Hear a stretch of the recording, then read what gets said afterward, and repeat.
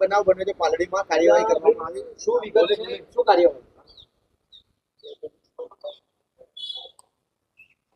અત્રેના N division police સ્ટેશનમાં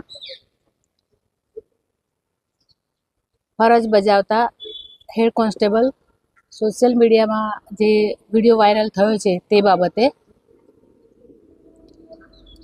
તેઓ જ્યારે મહિલા જે નાગરિક હતી તેઓ ટ્રાફિક સિગ્નલનો ભંગ કરતા તેઓને રોકી અને તેઓ પાસે હેલ્મેટ નહીં પહેર્યું હતું તે બાબતે તેઓને પૂછપરછ કરતા તેઓએ ગમે તેમ બોલી અને પોલીસનું આઈ કાર્ડ માગેલ, જેથી પોલીસે આઈ કાર્ડ પણ બતાવેલ, પણ આઈ કાર્ડ તેઓએ નીચે ફેંકી દીધેલ, જે બાબતે ગુસ્સે થઈ અને પોલીસે જોડે ગંદી ગાળો બોલતા હતા બેન, અને એ બાબતે પોલીસે પણ ઉશ્કેરાઈ જઈને પોતે હાથ ઉગામેલ હતો એવો વિડીયો વાયરલ થયો છે.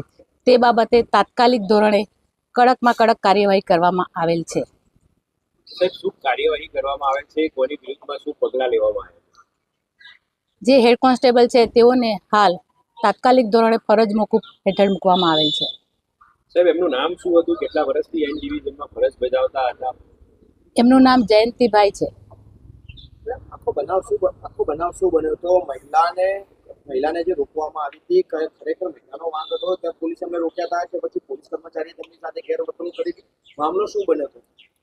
શરૂઆતમાં જ્યારે ટ્રાફિક સિગ્નલ તોડીને જતા ગયેલા બેન, તે બાબતે પોલીસે તેઓને રોકતા મહિલાએ તેઓ સામે ઉશ્કેરાઈ ગયેલ હતા.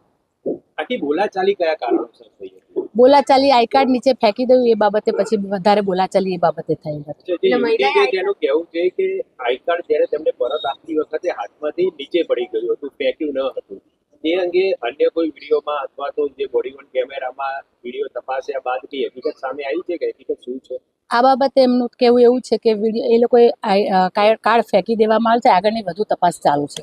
યુવતી વિરુદ્ધમાં ટ્રાફિક કોન્સ્ટેબલ દ્વારા કોઈ ફરિયાદ દાખલ કરવામાં આવી છે કે આ બાબતે તેઓ વિરુદ્ધ ટ્રાફિકમાં અડચણરૂપનો ગુનો પણ દાખલ કરવામાં આવ્યો છે. મહિલા અગાઉ કોઈ પોલીસ કર્મચારી આ સાથે આવું કરી ચૂકી હોય તેવું કંઈ ખરું? કારણ કે પોલીસ વિભાગમાં પ્રમાણ છે કે આ મહિલાની આવી ટેવ છે, અગાઉ પણ ઘણા પોલીસ કર્મચારીઓ સાથે આ રીતે માથાકૂટ કરેલી છે.